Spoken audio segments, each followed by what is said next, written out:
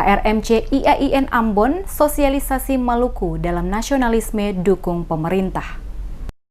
Ambon Reconciliation and Mediation Center IAIN Ambon menggelar sosialisasi membingkai Maluku dalam nasionalisme mendukung pemerintah untuk kesejahteraan Maluku khususnya di bidang kelautan. Digelar di salah satu kafe di kawasan Kebun Cengkeh, Negeri Batu Merah, Kecamatan Sirimau, Kota Ambon. Direktur ARMC IAIN Ambon Abidin Wakano saat diwawancarai tim DMS Media Group setelah kegiatan yang dilaksanakan pada Jumat 18 September menjelaskan kegiatan sosialisasi ini sangat penting karena dapat membangun suatu perspektif para pemuda dan mahasiswa dalam menjemput semua program pemerintah, salah satunya Lumbung Ikan Nasional. Bukan saja LIN yang telah dijanjikan oleh pemerintah untuk Maluku akan tetapi memaksimalkan semua sumber daya manusia yang ada di kalangan pemuda untuk meningkatkan kesejahteraan masyarakat. Berbicara mengenai laut dan LIN, Maluku memiliki wilayah laut yang sangat luas dengan batas 12 mil dari tepian pantai. Akan tetapi dalam pengelolaannya tidak seperti yang diharapkan karena terkendala sumber daya manusia dalam mengelolanya. Wakano juga mengatakan kegiatan ini untuk merubah paradigma pemuda yang kontinental ke paradigma yang lebih ke laut dalam mengelola hasil-hasil di dalamnya sehingga dapat membantu meningkatkan kesejahteraan masyarakat.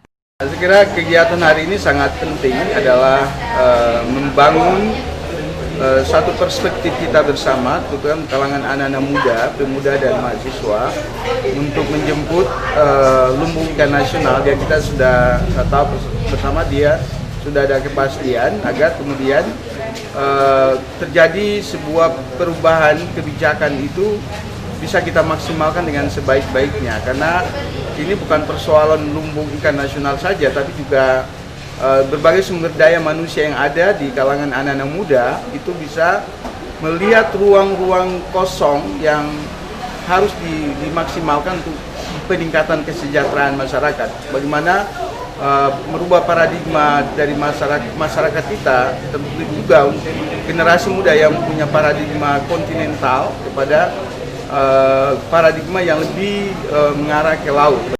Sementara itu, Jimmy Peter dari Pusat Studi Pancasila Universitas Patimura yang juga hadir sebagai narasumber dalam kegiatan tersebut saat diwawancarai mengenai batas wilayah dan pengelolaan sumber daya kelautan, secara tegas mengatakan batas laut antara masyarakat hukum adat dan negara tentunya berbeda. Karena masyarakat hukum adat menggunakan pendekatan garis imajiner dengan kapasitas di mana mereka punya kemampuan melaut itu sendiri, sehingga mereka menganggap batas laut wilayah mereka sejauh mata memandang. Akan tetapi ini tidak pernah terjadi konflik antara masyarakat hukum adat dan negara yang menetapkan 12 mil laut dari tepi pantai wilayah kaum adat. Akan tetapi dalam mengelola laut tentunya harus disinergikan antara pemerintah dan masyarakat hukum adat.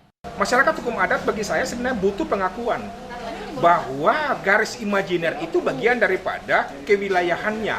Jadi ada dalam konsep hukum adat di Maluku itu disebut dengan kosmologi tenur. Jadi misalnya perspektif kita, laut itu kadang wilayah tertentu yang menggunakan pendekatan biometi, laut itu dianggap sebagai tanah basah. Tetapi darat dianggap sebagai tanah kering. Karena itu bagi satu kesatuan kosmologi, mereka bisa melakukan aktivitas. Mungkin bagi pulau besar tidak nampak, tapi bagi pulau-pulau kecil, kosmologi seperti itu menjadi faktor. Sehingga sebenarnya tidak ada konflik.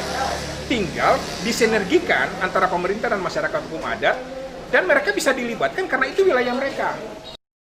Sosialisasi yang melibatkan para mahasiswa ini untuk ikut serta menjaga perdamaian abadi dan lebih meningkatkan rasa nasionalisme sesuai dengan amanat Pancasila dan Undang-Undang Dasar serta turut memperjuangkan hak-hak masyarakat yang merupakan bagian dari bangsa Indonesia ini tanpa harus merusak keutuhan berbangsa dan bernegara.